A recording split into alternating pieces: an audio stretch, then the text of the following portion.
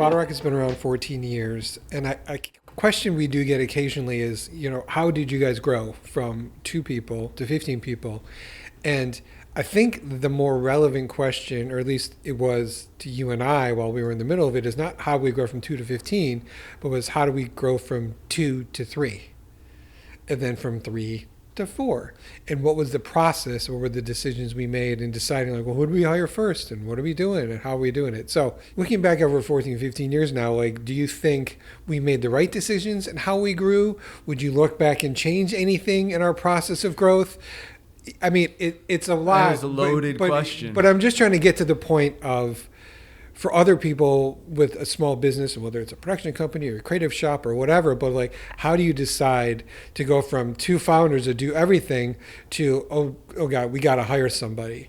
And who is that first person? Sure. And how do you grow from there?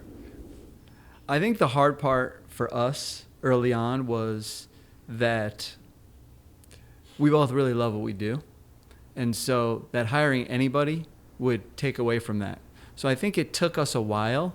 It's that old adage, don't work in the business, work on the business. I think it took us a while to really understand the benefits of hiring people, even though from the beginning we knew that it needed to be bigger than both of us. Well, it was really just about deciding, I remember at the time when we were 4 or 5, and people would say, how big do you think you want to be? And I said, we're 5. I think I want to be 6. That's how that's all I can envision. You and I are good partners. Yeah. Because early on, I had a vision of a certain size company, yes. And you always said, well, what if we're just one person bigger than we are? And I had this idea of like, a certain number of producers and a certain number of editors and, just the amount of people that we would need to get done based on my upbringing professionally, where Right. I worked and what I did. And I think, the right approach is, your approach of like, well, what do we need today to solve that problem?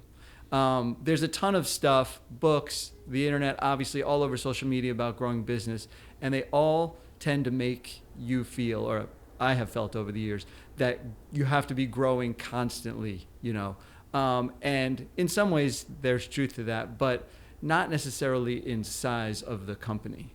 And so I think for us, it was just a very gradual process of adding people on to free up our time. Yeah, I think that's the key to it, is when you start the business and there's 2 or 3 people, or 1 or 2 or 3 people, you're doing it all. And just like you said, if you're in the business in the day-to-day operations, again, whatever that is, plumbing or accounting or this, if you're an operator in the business, you're not managing the business. You don't have time for company vision. You don't have time for all that stuff. So early on, when we were shooting and editing and doing all the design and everything, the first thing we said is, what's the first thing we can give up to free up a little time? And that was an editor, at the time. Yeah. And then the next thing was a designer at the time. And so, okay, great. We're not the guys doing principally all of the editing and all of the design work. Okay, awesome. That frees up more time. But over this period of 14 years, even now, we're constantly saying, what tasks can someone else do besides you or me, besides company founders? What tasks can someone else do, and what tasks can only we do? And there's a very small list of stuff only we can do as founders. Right. And that's business development, that's managing the team, that's, there's finance, there's other parts of that. And we have support in those areas. So it keeps peeling away. What are tasks, what are jobs that we can get help on?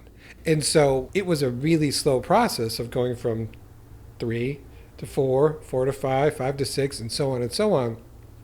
But every step of the way, it's been making sure that we have time to just think about the company and support the company. Something like I always say to young business people or anybody starting, a company, is making the widget is easy. Well, I was going to say, just to take it to the next step, I don't think there's anything that we do now that we are in this position that is unique to us. Which is to say, at any point we could have taken ourselves out of the widget making game and just run the company. You know what I mean? Yeah. And we might have seen growth differently. Like there's you can always do the what if game, but you know, our company isn't based on a singular creative vision. It's based on a service that we provide, you know, now SEO, but originally video as well. And so it's like this idea of finding a way to not work in the company, but work on the company is really important, because now we're doing that and we're seeing growth faster. 100%. It's silly. You think, I'm here, I'm working, and I'm doing the stuff, and I'm participating. But if you really are an operator in day-to-day operations of the company, you really don't have time to just think about it as a whole, holistically, truly. And you and I, we schedule time quarterly to be out of the office, and just, we have an agenda, and we just literally talk about stuff that we just don't have the capacity to deal with during a regular working day. And so the more stuff you can get off your plate that someone else can do, the faster you grow as a company. The notion is right, but you need to have capital to do Yeah. that, because to hire the number of people to do what we do, just the two of us, like wasn't in our budget, hasn't been in our budget, you know? And, you know, for us early days, I mean, there was a bit of a learning curve. I didn't study business. You know what I mean? We're filmmakers, we're creatives, and we're starting this business. And so, you know, it's easy to read in a book or to get the advice, stop doing the work and start focusing on the business. But it's harder in reality when you just your brain isn't trained to do that. Yeah. But really, you know, going back to it, like the making videos is, I'll say, you know, and maybe the crew's different opinion on that, is the easiest thing we do. Well, you know what I mean? In a business you know, sense, yes, and it's also what we love. Yes. You know, so it makes it Yeah. easy. It's like that part is simple. It's managing people, managing clients, managing workflows, managing systems, managing finance, managing all of that other stuff that you just have to do. But we wanted to be smart, and we didn't want to make mistakes we knew we were making. So it was just being thoughtful about our process. And it really, all of that revolves around making time to understand your business, to understand the ins and outs of it, to really get to know all of the details of it. And you need that time, and you find that time, you steal that time by hiring people around you to support you. You asked me earlier if I would do something differently, Yeah. and there really isn't to do something differently. Like, we're fortunate, we've had a successful company, we've gone through the trials and tribulations of tough times, and there are some people I probably would hire differently. But if you're asking me what I would genuinely do differently, I would have hired a sales team 10 years ago, you know, before maybe hiring, you know, as many editors and designers as we've had, you know, because I think foundationally that'll be more important for the business going forward. You know what this conversation reminds me of? No. It reminds me of a story. Go ahead. Early on. In, I want to say 2014, we went with SteelSeries to Europe. We did.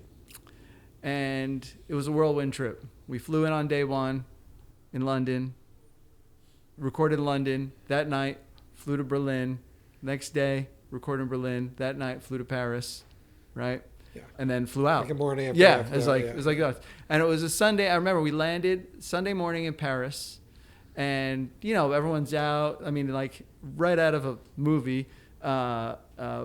Bicycle riding with baguette, you know, like the whole thing. And we arrived at a location, and we're in the basement the whole time. Yeah. And we shoot all day, and then we get on a plane home. And when I think about investing in infrastructure or investing in people to give us more time, I think, oh, how we had done that then. We could have just stayed in Paris for a week and enjoyed. Right. But instead, we were in Europe in 3 countries in 3 days, and then back home in the 4th day. We brought all the gear. All the gear. But we did find we had local gaffers though.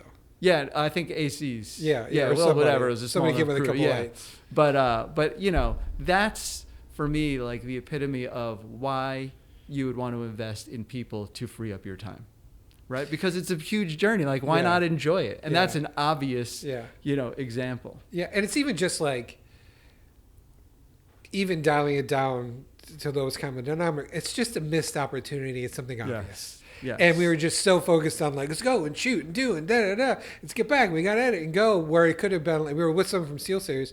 We could have been like, bye. Right. We'll see it. We'll be back in a week or Right. back in 4 days or whatever it Right. is. And you're just so wrapped up in everything because it was literally just you and I at that point. Right. And we had to get back to We had to service get another back to client. do it. Yeah. That was really it. Like Yeah. it wasn't, Yeah, that's it was true. less about us being intense. It was like, all right, we're done with this client.